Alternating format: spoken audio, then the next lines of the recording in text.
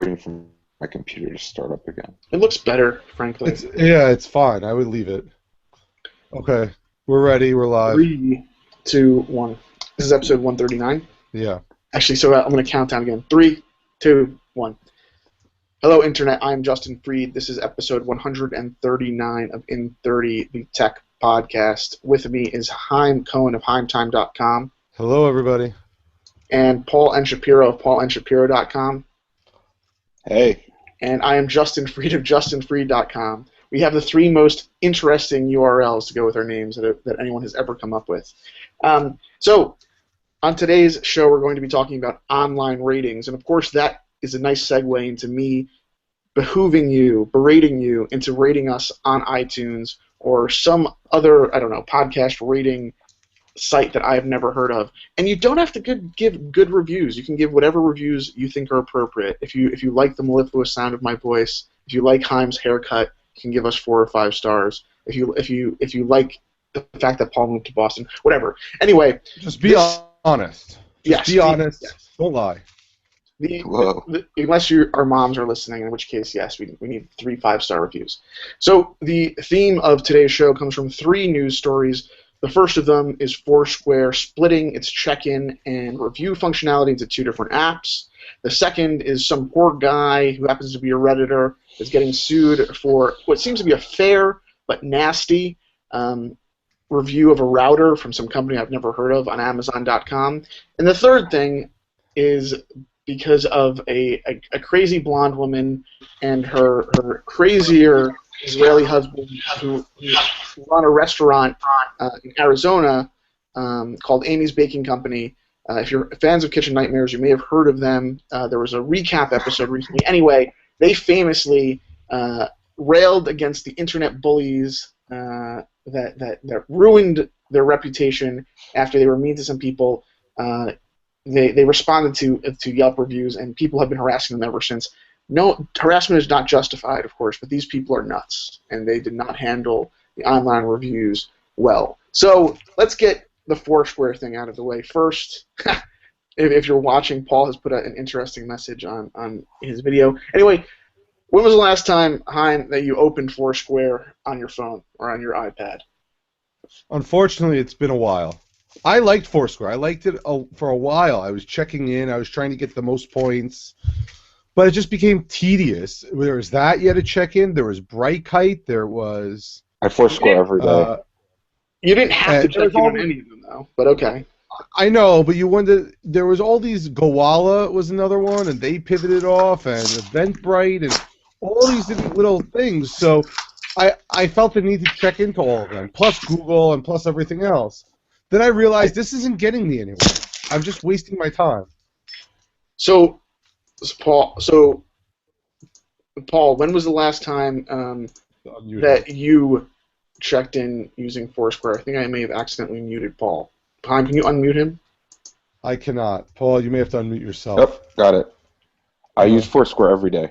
Really? Yes.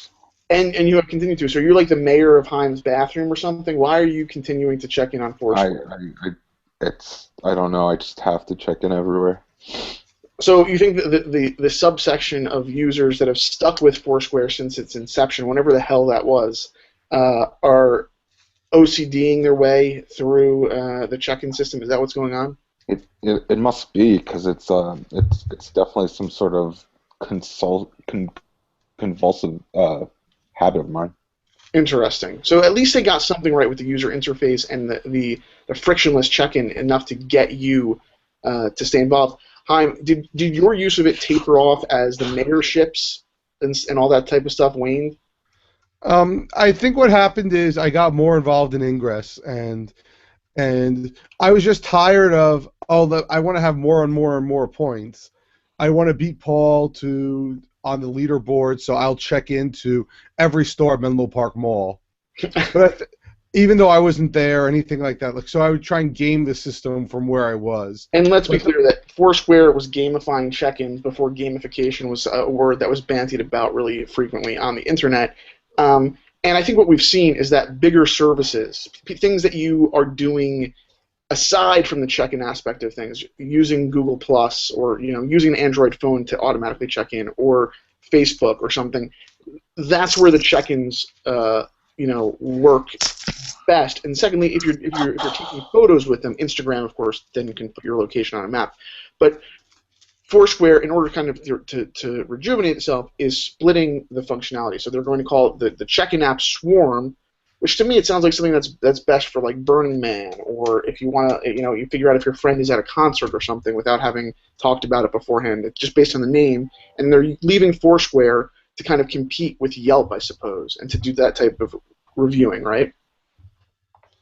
No, they're probably decoupling it because people use Foursquare wants to pivot itself into more like social promotions and user reviews and offers, and I think the check-in, and Paul's going to tell me that I'm wrong, the check-ins is just this aspect that people just want to avoid. So they say, you know what?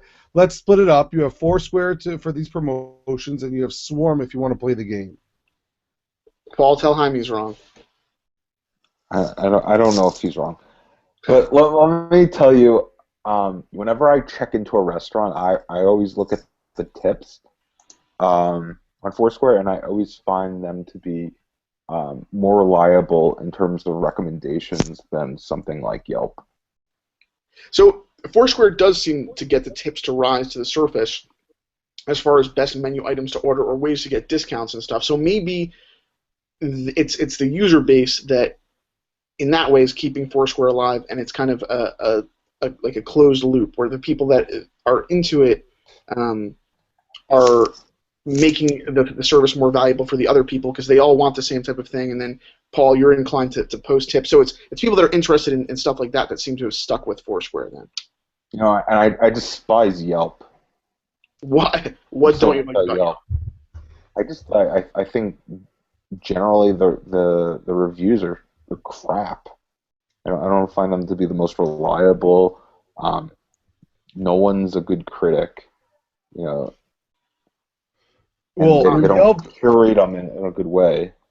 So, Paul, Yelp just now, literally as we speak, is updating their Android app to allow private messaging amongst Yelp users. I'm assuming you're not going to be using that function.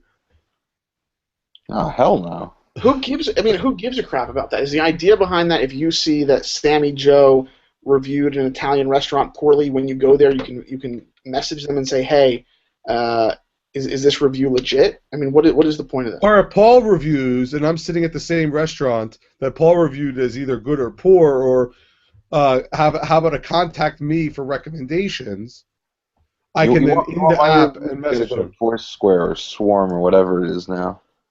So, look, I only review on Google Plus, so I can become a Google Plus community manager and or city expert. That's what they're called. So we'll throw this other bit of functionality into the mix now, into the discussion.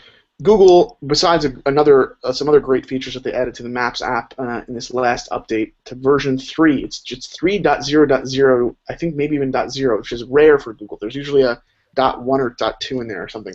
Anyway, once you've searched for a place and visited it, maybe you don't even have to have visited it, but they remind you in the future to review it.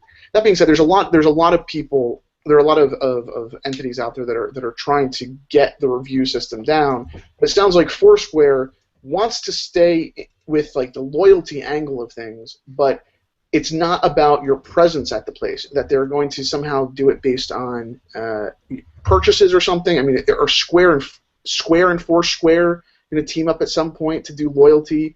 Well, the problem is the whole problem is what defines a good review.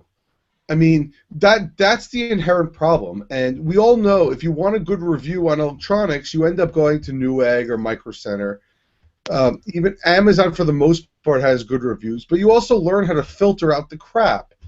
And Paul's saying that for most of Yelp it's garbage, so if most of Yelp you can't deal with, don't even use the app, and that hurts Yelp. If Yelp can't get good reviews, people are gonna eventually wise up and go to the place that has good reviews. You know what it also is? I always thought if Yelp sort of segmented their reviews a little bit better, instead of giving this very broad general review, if you were forced to comment on like the decor and the ambiance, and then the specifics of the food and what you ate, that the reviews would be much higher quality. I think there is some of that in there. They actually remind you to deal with those issues. You should try to write a review on Yelp to see what hoops people have to jump through to do it. But because Yelp is selling restaurants and other service providers really hard, they have a really hard sell on them. And they always claim that by buying into the Yelp advertising system, you're not going to get preferential treatment or be able to delete bad reviews, but if you purchase our ad units, then you will stand a better chance of coming up when someone searches for fix a flat tire or for buy a hamburger. Let me tell you, I don't know if this is true, but I was working for a marketing agency, and I was told that they were able to remove reviews just because they were spending so much money. So look, that's the rumor. A lot of restaurateurs mention that they can be sabotaged easily by other restaurants in the area or something.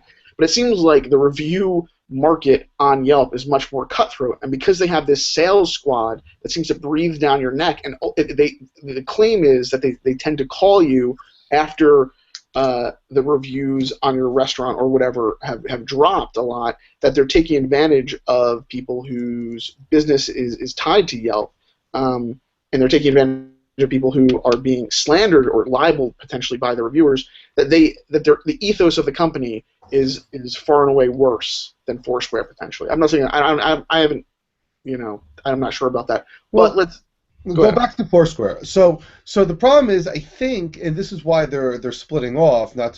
We talked about the reviews. Is that the first part is, do you want to check in where you're at? And I haven't opened up Foursquare in forever, but that's what I remember. And to get rid of that, to have your mother, my mother, Paul's mother figure this out, I don't think they care about checking in. And they just want to care about finding the restaurant, finding the type of food, finding this. And it helps Paul that he's in Boston, where this is actually useful. For me, I know every restaurant in the town, and I don't necessarily need a review to review them. Okay, so let's pause on the Foursquare thing and get a little deeper into the Yelp, because this Amy's Baking Company. So I first saw it. I like Kitchen Nightmares. I realize it is just as exploitative as an episode of Dr. Phil. I realize that it is just as true to life as an episode of The Real World, and I also realize it's about as formulaic as like a Marvel comic or something. This is a cookie cutter show, and I still like it. That being said, I watched the Amy's Baking Company episode in which Gordon Ramsay famously, and the only time he's ever done this, walks away from these crazy people. And the episode begins by them claiming that a Yelp bully came in and ruined their reputation on Yelp and called them out for being crazy, which they are. You can easily find them on YouTube or Hulu, or go to Fox.com to view it. And they wanted Gordon Ramsay to set things right. But it didn't work because they were crazy, and they reacted toward him the same way they reacted to the Yelp reviewers. I guess the thing that I find interesting is that these reviews matter.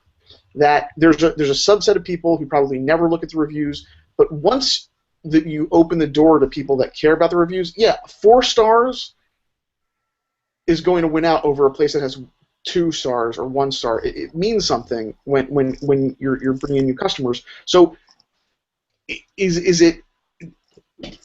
what we need a review aggregator like a Metacritic for restaurants, or Paul, do you think it's better to pick like a Foursquare or Google Plus reviews and stick with them, find where you fit? Should business owners have what is the fair recourse that they can take if they think they're being bullied online? Just you stick to regular PR. If someone has an issue with the restaurant that you're frequenting, you as a store owner, as a restaurant owner, have the ability to reply to that. You can contact these people. You can say, I'm sorry you had such a poor experience. Let me make it up to you. Or I'm sorry. We promise this won't happen again. You can communicate with these reviewers, and you can set things straight. Han, do you think that the sum total of this type of, because this type of communication would typically in the past would have happened privately or like only word of mouth. Do you think that it makes for better restaurants and better mechanics and better doctors or whoever is being reviewed to have the reviews out there in public? I see. That's the thing. I think that people will try to get the positive review by sacrificing another part of the business. And if they see people and they hear that these people checked in on Foursquare and Yelp, they may get slightly better service than someone else.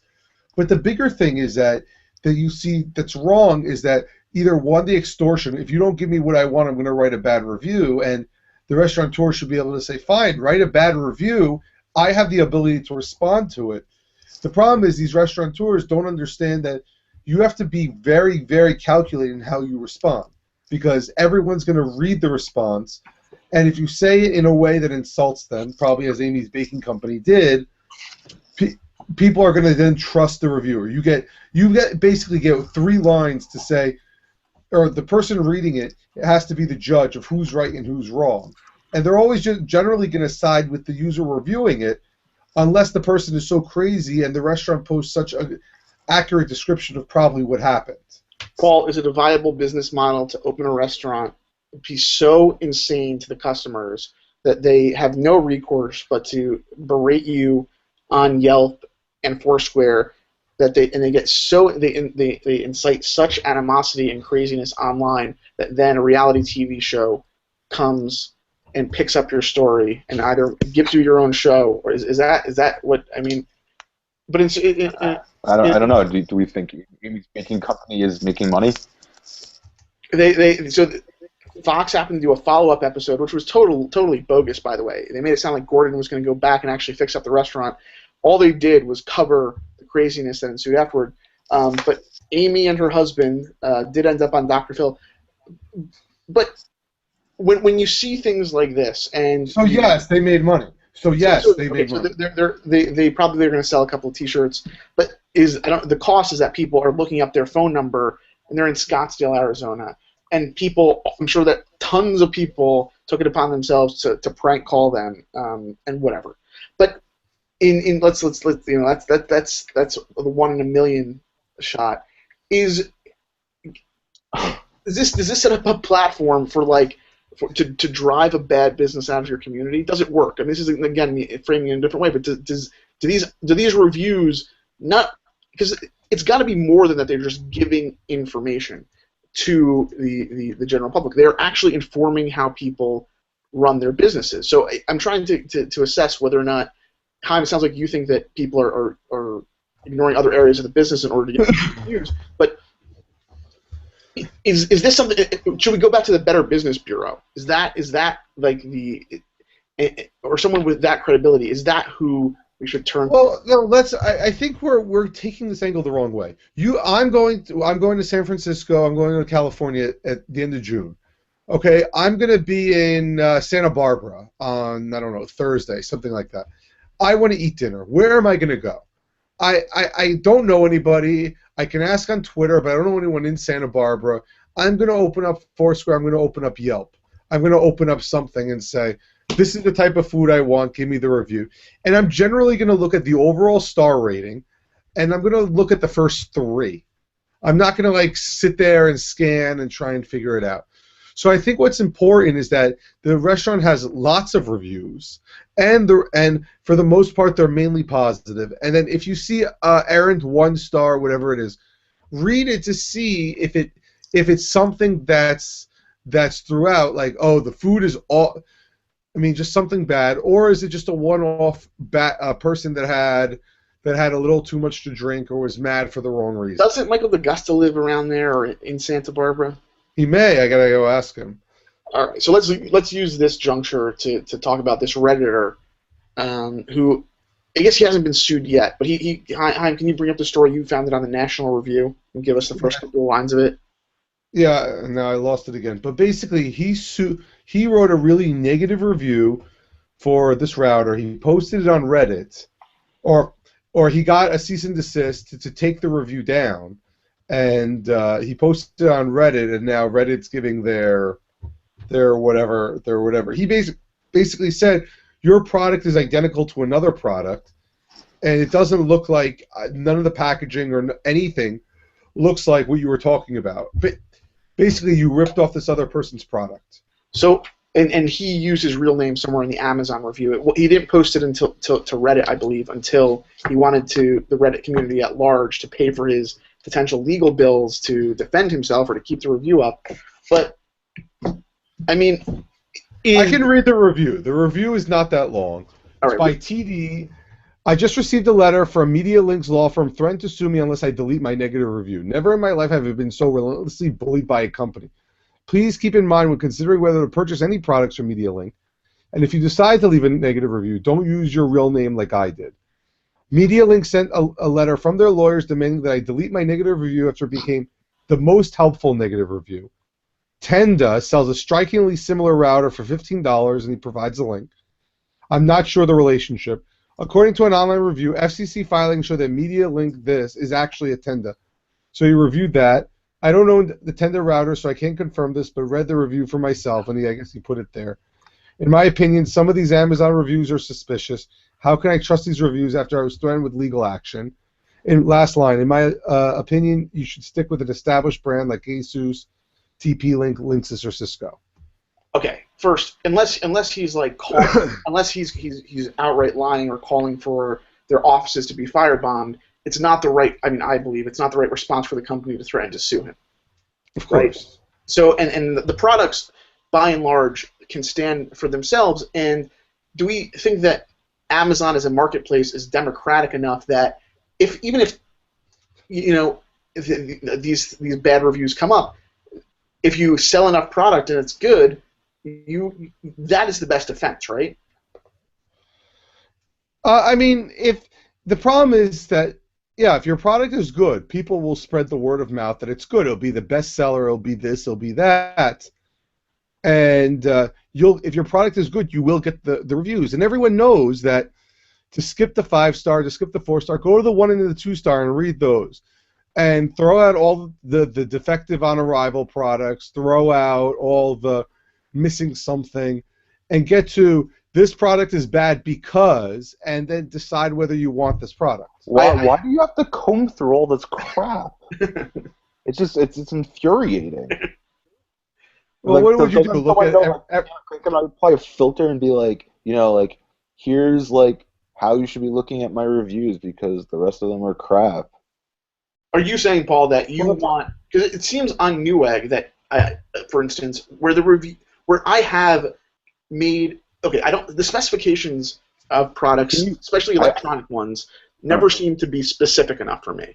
So if I want to know if it's going to work in this exact circumstance, if I go through the Newegg reviews, let's just say half the time someone has said, look, if you want to do this, don't buy this because it doesn't work, and I always appreciate that.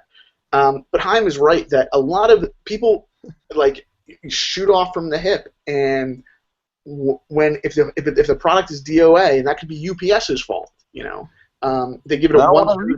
I don't want to read it. So you think it's incumbent upon the review engine to deal with all of that? Yeah, I mean, there should be some sort of filter. Maybe you can do, function the way Reddit does. You can upvote and downvote.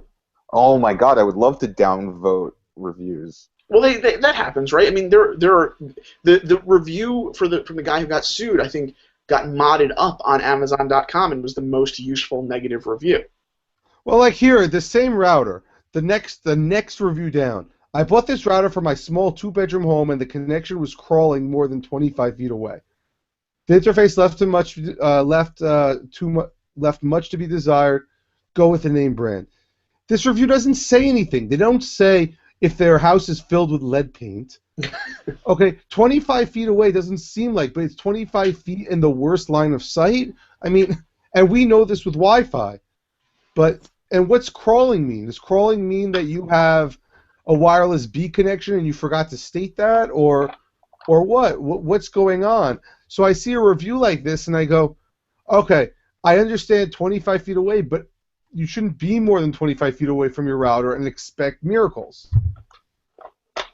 Okay, so I mean, 25 feet is not so much, even in a small, like apartment or something. Maybe there's a refrigerator or in a microwave in the way. That being said, the thing that bugs me about Yelp in all of this versus a Newegg or an Amazon is that Yelp's filtration engine tries to give priority to people that use this Yelp service a lot. Okay, and that's how they get credibility. And Yelp has a reverse incentive to mod up bad reviews, I think, so that they can sell to these service providers with the dangle in front of them the idea that they can overcome the bad reviews, fair or not, by buying into the Yelp system. So I don't like when the review engine has a lot of power, but instead let the reader decide. That's where I come down on it. And I think your case versus Paul's is interesting because Paul, first of all, you're surrounded in Boston by tons and tons of restaurants. There's tons of competition. You're pretty new to the city. You have guidance, of course. But if you're discovering places for the first time, these review engines dictate in some ways. Unless you're gonna put your phone in your pocket and just park yourself in the first restaurant that looks nice to you, these review engines have tons of power to inform how you spend your money. Sure. So let me ask this: we've all eaten at Pad Thai in Highland Park. We've all eaten there. What review would you give them? Paul is a 0. Paul will give a negative review. Why? Because you're not allowed to eat at Pad Thai. You can ask your girlfriend. Pad Thai. The service is inversely proportional. The quality of the service is inversely proportional to the quality of the food, and the service is really, really bad. So but the food is the food and the service separately. Well, I just did in the words of my review, and that's not a hypothetical review of Pad Thai. That is the review I give over and over again. Yeah, are they going to forget? Everyone have to make comments about both? You are not going to get your water refilled unless you look like you're dehydrated and like dust is coming out of your mouth. They're going to forget to come over and give you a menu. The menu you get is probably going to be sticky as anything. There's no substitutions on the food. Their hot is beyond which I've done actually. They warn you of that. That is what Thai spices is about. But by the time you think, I spent a month in Thailand.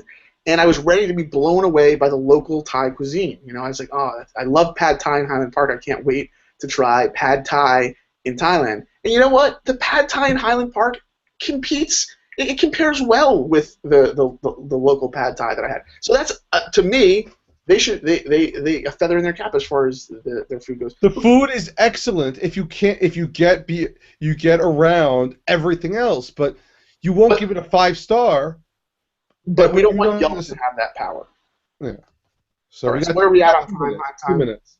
2 minutes. 2 minutes? Okay, again, we exhort you to review inThirty on iTunes, please, or I don't know, whatever you want to do. And someone's got to tweet at us. I don't know if anyone listens to the ending portion of the show, but if you want some of the Nomad chargers that we have left, the charge keys, just send me a message. I'll decide. I will be judge.